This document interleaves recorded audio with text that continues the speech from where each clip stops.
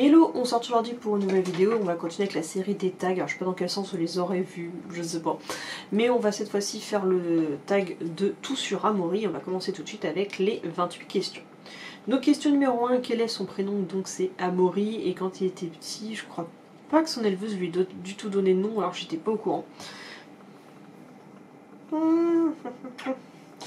Donc, pourquoi ce prénom? Tout simplement parce qu'à ce moment-là, je cherchais un prénom masculin qui finissait en Y et que j'ai eu pour habitude pour mes mâles de leur donner des prénoms humains. Et qu'à ce moment-là, j'aimais beaucoup le chanteur Amaury Vassili, donc ça a été une évidence. 3. Quel est son surnom? Donc il est principalement appelé Momo, à une époque on l'appelait Maurice, Graou, Graouminou, mais c'est beaucoup resté tout le temps sur Momo. 4. Quelle est sa race? C'est un chihuahua poil long. 5. Est-il l'œuf? Non, il n'est pas l'œuf, malgré que son père l'était, que j'ai pu remonter sur sa génération. Je connais ses ancêtres jusqu'à 1954. J'avais fait des recherches à une époque, mais il n'est pas l'œuf pour deux raisons. Parce que sa maman ne l'est pas, parce que au moment, peu de temps après que je l'ai pris, enfin au moment, quelques années avant que je l'ai pris, parce que je l'ai vu en 2011 et ça devait être en 2009, le merle a été interdit en expo et que de toute façon monsieur fait 5-6 kilos et que le standard ne doit pas dépasser 3 kilos, donc autant vous dire que rien ne passait, mais moi c'est ce que je recherchais. 6. Pourquoi cette race? Tout simplement parce que j'ai toujours aimé la couleur merle, j'ai toujours voulu avoir un chihuahua à poil long et quand j'ai vu le merle c'était forcément je ne recherchais que du merle, par contre le côté chihuahua petite taille etc je n'en voulais plus spécialement, je voulais quand même un chihuahua qui soit hors standard, qui était beaucoup plus solide sur ses appuis et qui craignait moins au niveau de l'environnement. Donc 7, mâle ou femelle, bien entendu c'est un mâle, je pense que quand on connaît son prénom, et je pense qu'il a une bonne tête de mec aussi, je pense qu'on peut pas trop confondre. 8, quel âge a-t-il? Bébé va aller sur ses 10 ans au mois de novembre, pas octobre. Normalement au moment où vous aurez déjà eu cette vidéo il aura 10 ans. Ouais, déjà, je reviens pas. 9, où l'as-tu et à quel âge? Chez une particulière qui avait un petit élevage multirace avec qui est devenue une amie entre temps. Qui était en Normandie du côté de l'Héripoz à ce moment-là. Et il avait... je l'ai choisi, il avait un mois, donc ouais, je l'ai eu pour ses 8 semaines, quelque chose comme ça, ou plus. Ouais, il avait un peu quelques jours après ses 8 semaines. Parce que moi, il est du 11 et moi, je l'ai eu non, il est du 10. Il est du 10 et moi, j'étais chercher le jour de mon anniversaire, je crois le 15 ou le 16, je sais plus exactement, décembre, juste après. 10, quel est son caractère? Il est très pâteau, très facile à vivre, très tranquille, très slow life. C'est le chien qui se prend pas la tête, voilà, c'est le plus tranquille du monde, quoi. Il est un petit peu sur son petit nuage. 11, à quel âge as-tu commencé son éducation? Dès qu'il est arrivé, même si je lui ai laissé un petit peu de temps pour se faire d'abord à la maison et après on a enchaîné vers ses 3-4 mois. 12, les plus grosses difficultés rencontrées, la propreté. Ce chien arrive sur 10 ans, il n'est toujours pas propre. Autant vous dire que j'ai eu que 2 mâles dans ma vie, dont mon pincher qui est décédé à l'âge de 16 ans, qui jusqu'à 16 ans n'était pas propre. Autant vous dire que dans ma vie, je ne veux plus avoir aucun mâle. Je sais pas que je dis que tous les mâles pissent partout, mais apparemment je ne sais pas les éduquer à la propreté, donc je n'en veux plus. Voilà, donc la plus grosse difficulté rencontrée, c'est ça. 13, sa pire bêtise. Qu'est-ce qu'il avait fait lui comme connerie? Je confonds beaucoup avec mon autre mâle aussi. Qu'est-ce qu'il a fait comme grosse bêtise? Là, ce qui me vient en premier en tête, c'est de se sauver sous la barrière de la maison, alors qu'ils n'étaient pas censés passer, mais il a tellement forcé pour le faire. Il est passé sous la barrière de la maison, sachant que je n'ai pas pu ouvrir la barrière parce qu'il a fait je cours à l'inverse chercher mes clés, je m'y attendais pas. Il est sorti, il a essayé de défoncer la tronche à un husky qui passait avec son maître bien gentiment. Yeah, on est trop contents. Puis j'ai des poils partout. Je suis en train de le papouiller, donc je risque d'avoir des poils qui volent. Puis énormément ses poils. Quelles sont ses qualités? Il est câlin, il est très tranquille de manière générale, tu peux lui faire un peu tout ce que tu veux, tu peux le mettre dans toutes les positions que tu veux, c'est presque une poupée ce chien. Il adore les enfants, franchement je pense que sa plus grosse frustration c'est que maman ne veuille pas d'enfants, parce que lui il aurait adoré ça. Donc ça aurait été une vraie nounou enfant, et en plus avec le gabarit qu'il aurait eu ça aurait été parfait. 15, ses défauts, pas propres. Il est devenu réactif face aux autres mâles, mais il y a moyen de travailler, je le travaille. Maintenant, quand je le sais, je me fais plus avoir et je comprends pourquoi. Parce que pendant longtemps, j'ai cru qu'il stigmatisait tout ce qui était husky. Alors qu'en fait, non, ça n'a rien à voir, c'est juste que... il va derrière, hop.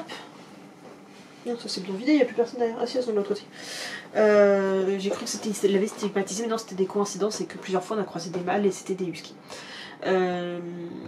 Mais voilà, c'est principalement ça, sinon... je dis en dehors de sa malpropreté depuis 10 ans, ça aurait été le chien parfait. Donc maintenant, depuis qu'il a perdu du poids, il est devenu... Même à l'âge de 10 ans, il a jamais autant marché, il fait du dénivelé, il fait de la rando, enfin... C'est le chien parfait en dehors de la propreté qui est un calvaire au quotidien. Et pourtant je l'assume et ça fait 10 ans que je l'assume parce que je ne l'abandonnerai pas pour ça. Même si des fois ça te fait péter des câbles, c'est... Tu ravales ta salive et puis t'assumes. Donc 16, quels sont ses coins de balade préférés et est-ce que je le balade avec ou sans laisse? Alors je fais toujours attention bien entendu à ce qu'on ne croise pas de chiens de chiens mâles et notamment surtout si on a les filles, mais de manière générale dès que j'en ai l'occasion je le promène, j'ai des poils partout, je le promène sans laisse et lui préférera beaucoup plus les balades en forêt parce que forcément il y a plein d'arbres sur lesquels lever les pattes, il y a plein de buissons sur lesquels lever les pattes et que... Contrairement à la mer c'est sympa mais il y a trop d'eau et monsieur n'aime pas l'eau donc non, je pense que pour lui définitivement c'est tout ce qui est à base de forêt. Donc 17, est-il sociable avec les autres chiens? Je dirais malgré tout oui. Parce que même s'il est devenu réactif mâle, c'est, je sais pas pourquoi, il a vrillé du jour au lendemain, je sais pas pourquoi. C'est pas venu tout de suite et c'est venu beaucoup plus après qu'il ait pris ses hormones de mâle, etc. Et qu'il a eu de la réactivité chien, mais de mâle. Mais il y a moyen de le travailler en fait, je l'ai déjà travaillé. Donc je reprends parce que j'avais plus de batterie donc il a fallu que je la change et que l'inconvénient de cette caméra là c'est que je n'ai pas de chargeur et que je ne peux que recharger mes batteries dans la caméra. Donc je peux pas me dire que je vais recharger celle-là pendant que c'est en train de se faire. Bref, donc comme je disais, je considère quand même Amaury comme un chien sociable puisque ce que je disais c'est qu'il est réactif mâle quand il ne les connaît pas parce qu'en fait, par principe, tout chien qu'il ne connaît pas, notamment mâle, qui sont extérieurs à nos groupes de balade sont de potentiels dangers qui pourraient soit s'accaparer ses femelles, soit leur faire du mal. Donc, ou même aux autres chiens du groupe parce qu'ils protègent involontairement les autres chiens du groupe aussi quand on faisait des groupes de balade ou même quand ça concerne Skull, le bulldog du Mont Chéri.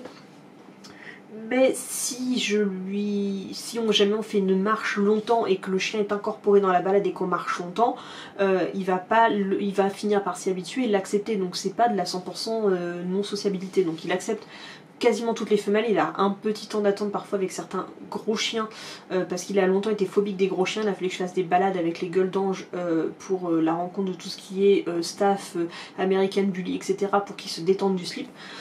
Donc voilà, c'est une fois que c'est intégré au groupe et qu'il les a captés, c'est bon, ça passe. Donc pour moi mon chien reste quand même sociable aux autres chiens. Donc quelle activité physique pratiques-tu avec lui et fais-tu de la compétition? Non, parce que pareil avec lui, même si c'était pas passé avec Kitty, j'ai essayé de chercher des clubs d'agilité avec lui, mais dès que t'as un petit chien, on se foutait de ta gueule. J'espère que ça a évolué depuis, mais moi à ce moment-là il va sur 10 ans et au début quand il était tout petit, on se foutait de ma tronche et on ne m'a pas accepté dans les clubs et de toute façon maintenant les clubs j'ai tendance à les fuir parce que les méthodes ne me plaisent pas, donc j'espère qu'un jour je pourrai avoir mon propre terrain pour me faire mon propre parc d'agility chez moi. Mais voilà, donc ça c'est pas fait, donc lui les trucs qu'on fait au niveau physique c'est tout ce qui est randonnée maintenant, randonnée, grosse balade, etc. Mais pas de compétition parce que déjà il n'y a pas de compétition là-dessus et que voilà, pour le reste de toute façon tout ce qui est sport compétitif, je suis pas très dans la compétition, j'ai du mal avec les mentalités compétitives, donc voilà, on se contente de faire nos randos, tant qu'il pourra les faire, il les fera, et bah, sinon j'ai acheté des sacs à dos exprès pour Point Landais. Donc 19, quand as-tu commencé l'apprentissage de tours et de tricks? Alors dès 2, 3 ou 4 mois, je sais plus exactement, puisque comme je l'avais dit dans d'autres vidéos, pour pouvoir participer à des séances photos, etc., puisque c'est des trucs que les photographes demandent et que moi je m'étais trouvée un peu bête la première fois qu'on me l'avait demandé, je fais attention à ce que mes chiots ça va prendre le assis très rapidement, ce qui permet et moi de les prendre en photo, que les gens les prennent en photo, de les canaliser, de leur demander de pas bouger, etc. C'est beaucoup plus simple, donc on a commencé par là. 20, combien de tours connaît-il? Alors il connaît donc le assis, le couché, tourne, fait le beau, la patte,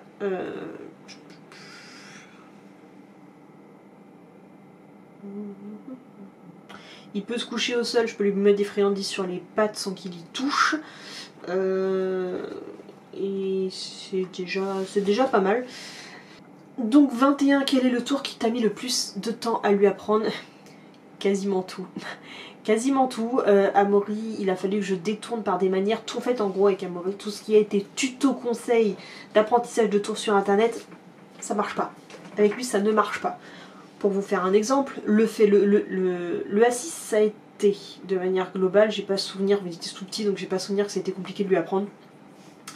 Mais le fait le beau, c'est pas juste tu le fais s'asseoir, tu lèves la croquette, il le fait automatiquement. Ça n'a pas été ça. Il a fallu que je le force, en fait, que j'y mette la main pour qu'en fait je le faisais s'asseoir contre un mur et je lui basculais avec la main contre le poitrail, contre le mur.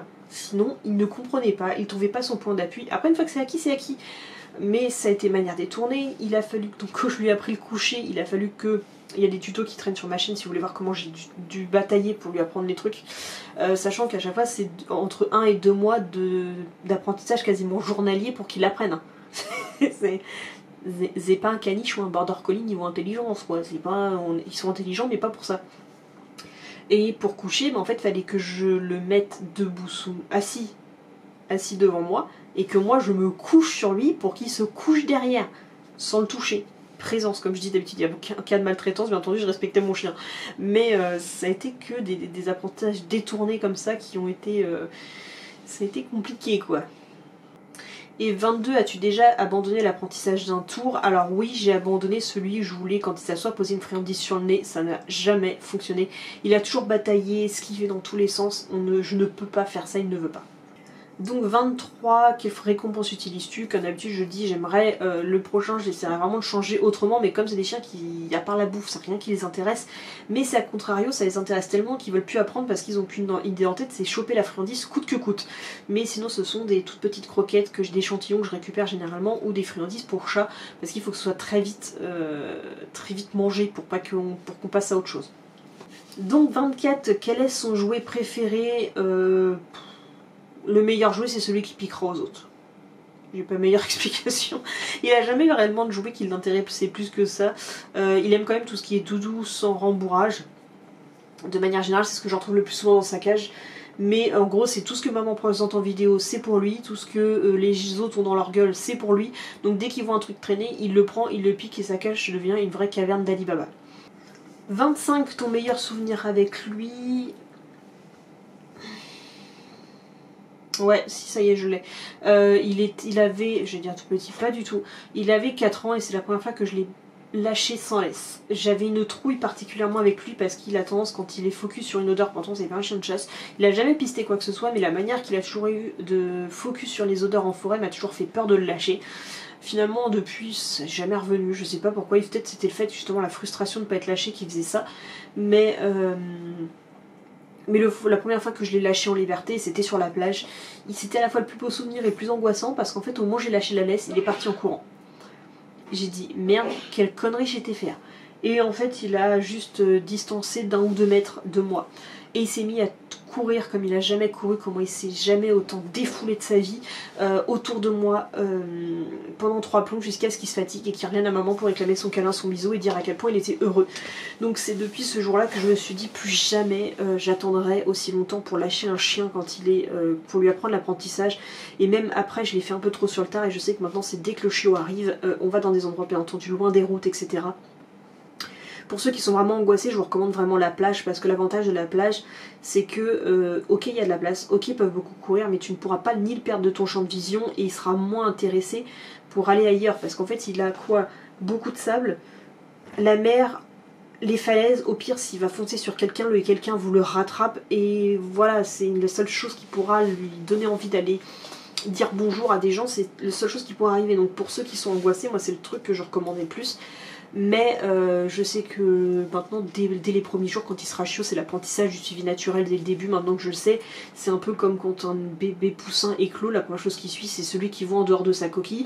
Et bah, quand tu adoptes ton chien, qu'il a plus sa maman qui a quitté son élevage et qu'il est avec toi, t'es ton seul repère, t'es sa maman poule. Donc le petit poussin il va te suivre un peu partout, donc c'est l'occasion justement de travailler le suivi naturel le plus tôt possible. Donc ça c'est un truc que je ferai à ce moment là, mais moi le lâcher d'Amaury à 4 ans c'était bien angoissant, mais c'est quand même le meilleur souvenir que j'ai.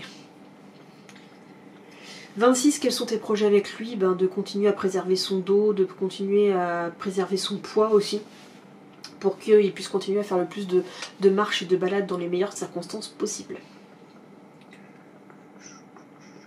27, comment qualifierais-tu ta relation avec lui? Je